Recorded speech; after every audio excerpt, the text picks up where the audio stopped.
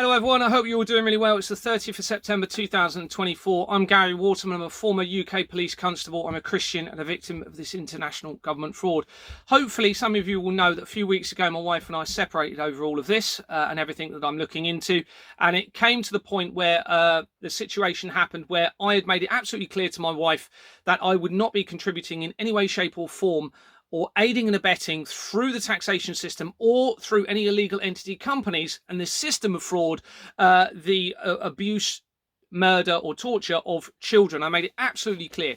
Anyway, my wife ended up going back down to Dorset, where we're from, and met obviously various members of her family and friends, and many of them advised her to pay all of the taxes and pay what we were behind in mortgage arrears.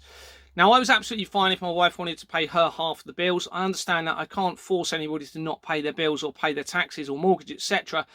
But without my consent, my wife went and paid all of my bills as well, up to date. But I didn't know at the time. I didn't give any consent. My wife then came back to the van where I was located and told me this, and it caused a huge problem because I'm obviously clearly very passionate about this. I can't legally and morally pay anything else now until there's a safeguarded system in place to protect the children. And my wife told me this, and it caused a huge issue, but we overcame it. But we ended up having a conversation when it really came down to it of whether my wife would still continue, after this is all resolved, continue to pay taxes and bills, even if she believed that children were being abused, tortured and murdered. And my wife said yes, because the Bible says so. Now that to me was a vast problem. Because within the Bible, many people have said that the specific bit says that we must pay all taxes unto Caesar. Well, first of all, Caesar is not around anymore. Secondly, there is significant information to suggest that the Bible could have been rewritten by these people involved in this. They've altered history. They've had full control over media and publications of books, etc. for a very long time. We have to consider that these evil people have actually put specific things in the Bible to make people contribute and be part of this very evil system. On a third point, I personally believe that if there is a God and a creator, that they are a good God. Okay, and I believe that for various reasons. Mainly, most of the things that we're seeing that are horrendous in this world, including, I believe, most of the illnesses, including cancer, I believe has actually been created by mankind. All of the horrible things that we see in the world as created by mankind and therefore not God. There's a whole lot big discussion in relation to that. Okay, but so I believe a God would not condone paying towards the suffering of the most innocent of all, our children. And not just suffering, but the most unimaginable suffering possible through abuse, torture, adrenochrome and murder. Okay, so I don't believe that. But my wife said she would still continue to pay towards that abuse and murder even if she believed it was happening. That of course causes a huge problem, for me it would do anyway, in a relationship. To have that polar opposite view, it wouldn't work. So we decided to separate. Anyway, since then, of course, I already had information in relation to various members of Lisa's family.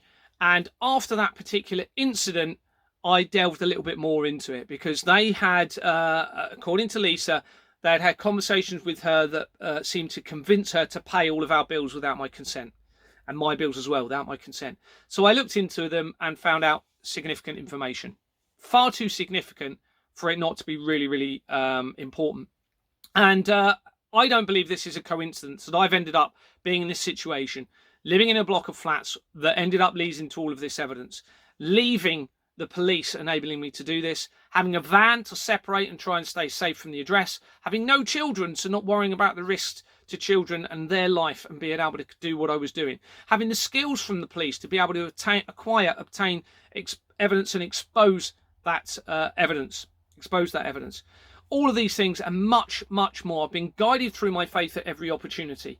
Okay, so I think that's a reason, I've ended up being with somebody and married to somebody that I think is ended up being far more significant than I thought it would be in relation to all of this.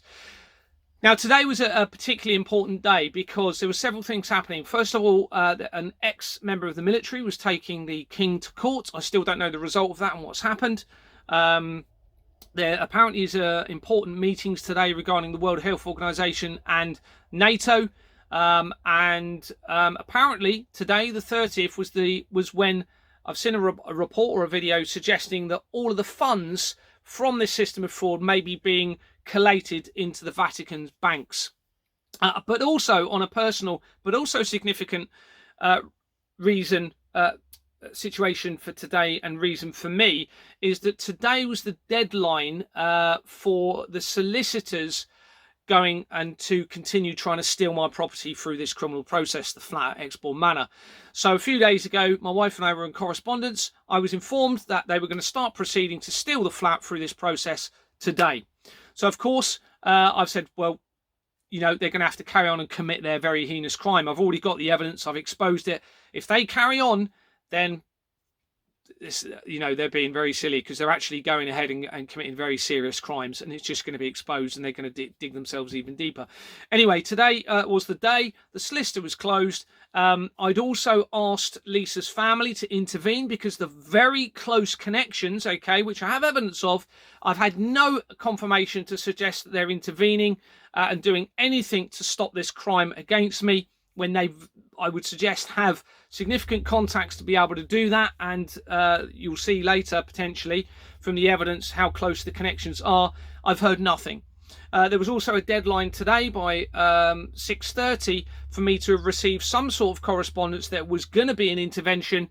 And also I've asked for the solicitor's details that my wife was speaking to in relation to all of this. She hasn't provided those solicitors' details.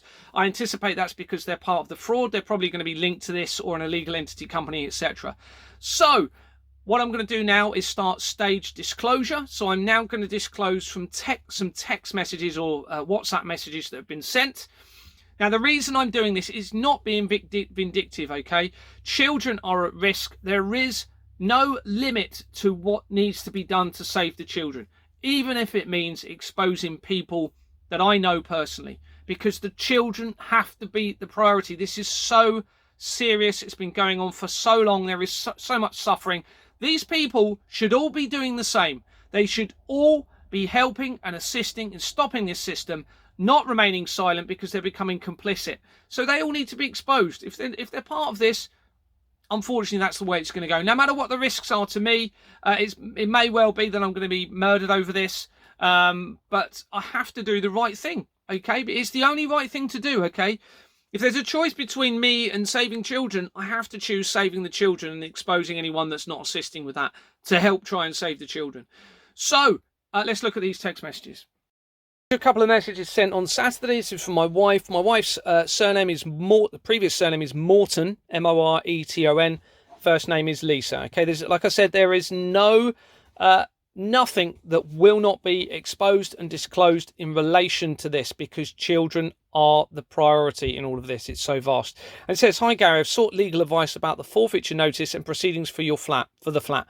It's in both of our names, by the way. They will be starting the proceedings on Monday the 30th of September. So that's today. We have two options with this.